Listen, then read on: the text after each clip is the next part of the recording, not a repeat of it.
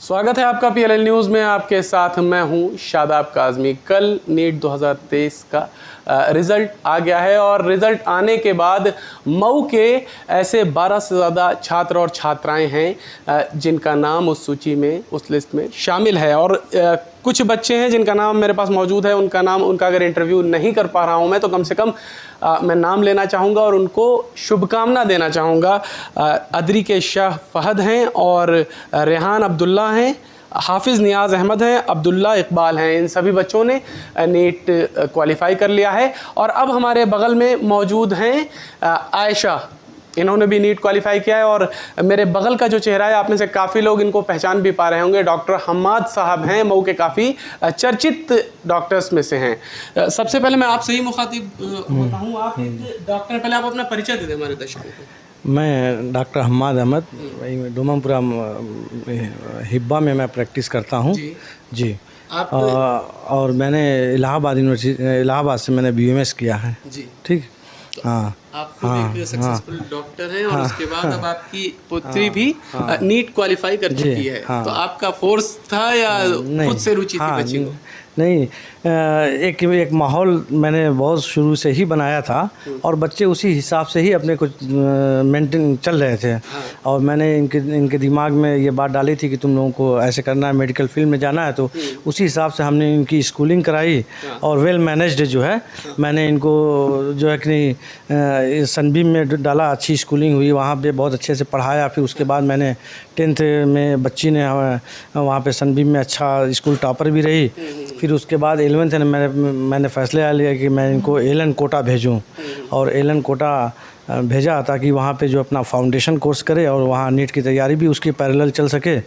और वहाँ से जैसे मैंने सोचा था सब एज़ इट इज़ अल्हम्दुलिल्लाह हुआ।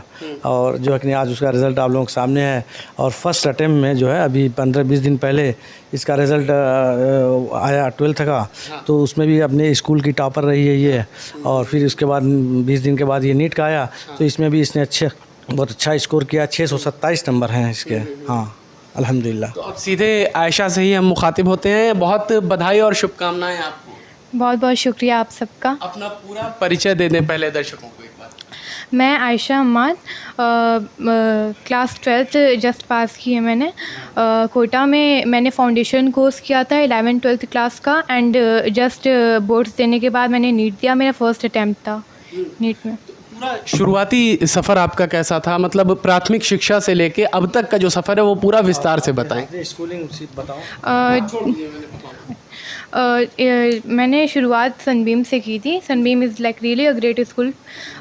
उसकी स्कूलिंग मेरी बेस हमेशा से लाइक बहुत स्ट्रॉन्ग की थी।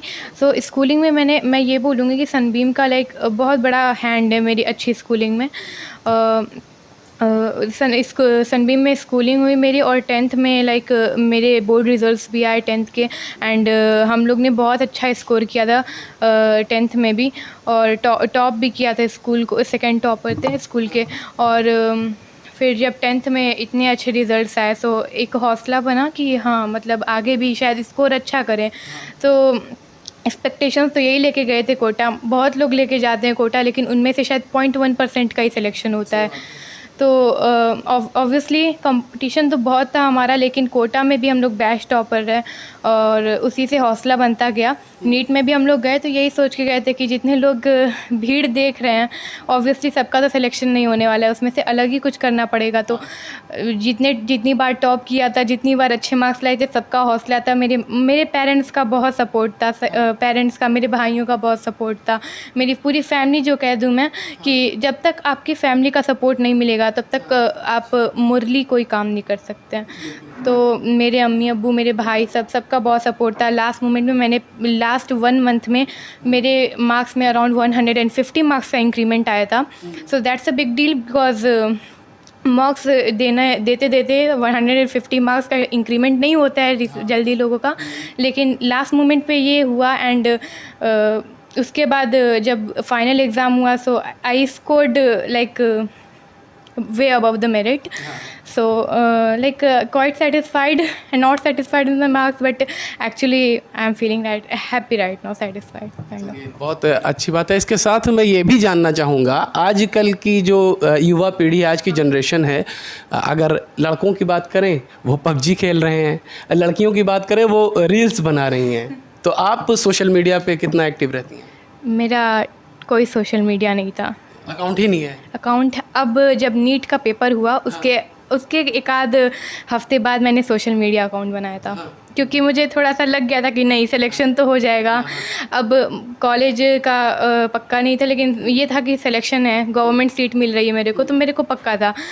तो मैंने फिर उसके बाद अकाउंट बनाया, और उसके पहले भी व्हाट्सएप किसी पे एक्टिव नहीं रहती थी। मेरे अम्मी अब्बू का कॉल आता था, मेरी कॉल हिस्ट्री में भी खाली मेरे अम्मी अब्बू थे, वो भी रात में आधे आधे घंटे बात करते थे, उसके बाद हम लोग पढ़ते थे। किसी से हम लोग का कनेक्शन नहीं था। कोटा में बहुत ही आइसोलेटेड ज़िंदगी जी है। जैसे कोटा में भी जाके लोग कैफ़ेज़ घूमते रहते हैं, दोस्त बनाते रहते हैं। मेरा फ्रेंड सर्कल ज़ीरो था कोटा में भी, और कोटा के कुछ खास दोस्त नहीं हैं। जो टॉपर्स हम लोग थे वही अलग से ग्रुप बना करके अपनी आइडियाज़ शेयर करते थे कि काश ऐसे हो सकता है, ऐसे करें तो ऐसे हमारा इंक्रीमेंट हो मार्क्स में।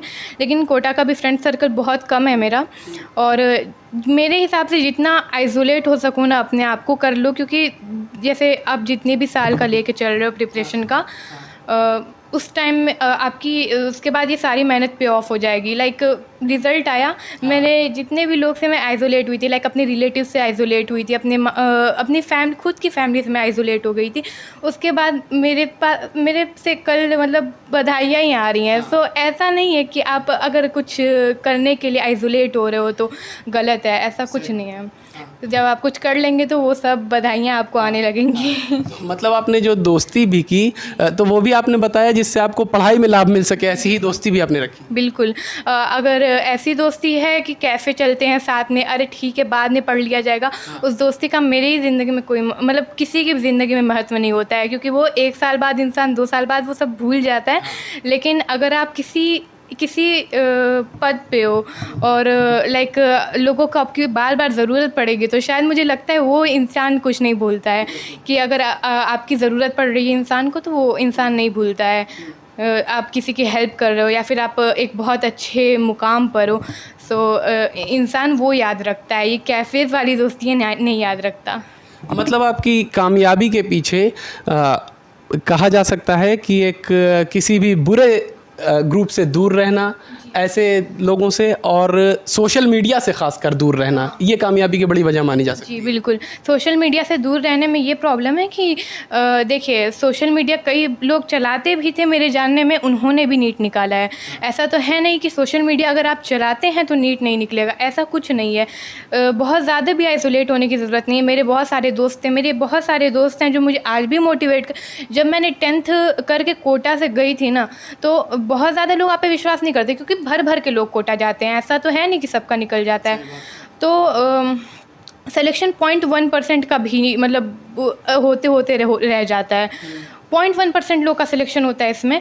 और मतलब जब आपको मोटिवेशन मिले ना अपने दोस्तों से, लाइक जो कलीग्स आपके देखते आए हैं हमेशा से छोटे से, लाइक मैं छोटे से सनबीम में थी, तो सनबीम में मेरे कितने सारे दोस्त थे, बहुत सारे श्रेया ये सब मेरे दोस्त थे, ये लोग टॉप करते हैं। तो इन लोग ने भी मतलब मेरे को हमेशा से सपोर्ट किया उतना। इन लोग मतलब बोलते थे कि यार तेरे अंदर वो एक्स फैक्टर है, तू कर लेगी। नीट के एक दिन पहले भी मैं बहुत मतलब वो थी, घबराई हुई थी कि नीट कैसे होगा, हम लोग क्या ही निकालेंगे नीट, इतने सारे एप्लीकेंट्स जाते हैं। जब हम लोग सेंटर भी गए थे तो कि इतनी सारी भीड़ है खाली एक सेंटर पे, तो मतलब हम लोग क्या ही हैं इसमें। लेकिन मेरे फ्रेंड्स, मेरे फैमिली का, मेरे स्कूल टीचर्स का, सबका बहुत सपोर्ट था। लास्ट मोमेंट तक सबने मुझे गुड लक विश किया था, एंड उसकी वजह से मेरा कॉन्फिडेंस बहुत बूस्ट हुआ था। अच्छा, जो बच्चे बैठे एग्ज़ाम में लेकिन नहीं निकाल सके, असफल रहे, उनके लिए क्या मैसेज है आपका? देखिए फेलियर हमेशा ये नहीं मीन करता है कि आप किसी चीज़ के लायक नहीं है, काबिल नहीं है। मैंने खुद अपना मार्क्स इतना नहीं एक्सपेक्ट किया था। मैंने खुद जब आके अभी कैलकुलेट किया था अपना मार्क्स, तो मेरे मार्क्स अब बहुत ज़्यादा आ रहे थे इससे। बट जब रिज़ल्ट आता है, जब आंसर की आती है, आप मैच करते हो, आप बस देखते हो कि मेरी गलती कहाँ हुई है। जैसे मैंने आपको बताया था कि मेरे लास्ट के मंथ्स में मेरे अराउंड 150 मार्क्स इंक्रीज़ हुए थे। तो मैं एक्चुअली आपको बताऊं तो ये खाली गलती को देख देख के इम्प्रूव हुए थे मेरे मार्क्स। लाइक मैंने लास्ट के मंथ में एक दिन में 2 एग्ज़ाम्स भी दिए थे और उन सबको एक जगह जॉट डाउन किया था और मेरे अराउंड 6 to 7 डायरीज़ फिल हुई थी, सिर्फ लास्ट के 1 मंथ की बात है ये। तो उसके हिसाब से अगर आप देखो तो अपनी गलतियों से सीखते हो ना जितना, उतना ही आप आगे जाते हो। कंपटीशन नो डाउट दिन बर दिन बहुत बढ़ता जा रहा है, लेकिन ऑफ कोर्स आपको भी उतनी ही मेहनत करनी होगी। ऐसा तो है नहीं कि मतलब बिना मेहनत किए आपको बहुत अच्छा रिज़ल्ट मिल जाएगा या बिना नहीं मेहनत। कई बार लक नहीं साथ देता है, इसलिए जैसे मेरी बहुत दोस्तों का है, कोई पढ़ने में कमज़ोर नहीं था, मेरे इतनी सारी दोस्ती कोई पढ़ने में कमज़ोर नहीं था, बहुत सारों का नहीं हुआ है। और या फिर बहुत सारे मेरे एलएन में मेरे से बहुत अच्छे मार्क्स लाते थे, लेकिन यहाँ पे आके बहुत मेन एग्ज़ाम में कम कर लिए मार्क्स। और मतलब यही एक्स फैक्टर्स होते हैं। वो 3 घंटे उस दिन 3 घंटे 20 मिनट में क्या होता है ना, वही मैटर करता है। मतलब ज़रूरी नहीं है कि आप बहुत ब्रिलियंट हो तो पहली बार में आप टॉप कर दोगे, एम्स दिल्ली निकाल लोगे, कुछ नहीं होता है। और ऐसा नहीं है कि आप अगर मॉक दे रहे हो तो इतने मार्क्स आ रहे हैं तो मेन एग्ज़ाम में 50 मार्क्स बढ़ जाते हैं, 40 मार्क्स, कुछ नहीं होता है, मार्क्स कम हो जाते हैं। मैं बताऊँ तो स्ट्रेस के चलते एक्चुअली मेरे खुद इतना स्ट्रेस था कि मैं जब पेपर देने बैठी थी तो मुझे अपनी फ़ोटो टेस्ट करनी थी। मैं फ़ोटो टेस्ट नहीं कर पा रही थी, मेरा हाथ इतना तेज़ काँप रहा था। तो मैंने इन्विजिलेटर से कहा, सर मेरी फ़ोटो टेस्ट कर दीजिए, मुझसे नहीं हो रहा है। तो ऑब्वियसली उस स्ट्रेस में आप कैसे स्ट्रेस को हैंडल करते हैं, आपके पेरेंट्स का क्या मूड है आपके रिगार्डिंग, वो सब मैटर करता है और बहुत हद तक मैटर करता है, क्योंकि इंसान का इमोशनल वेलबींग बहुत इंपॉर्टेंट होता है।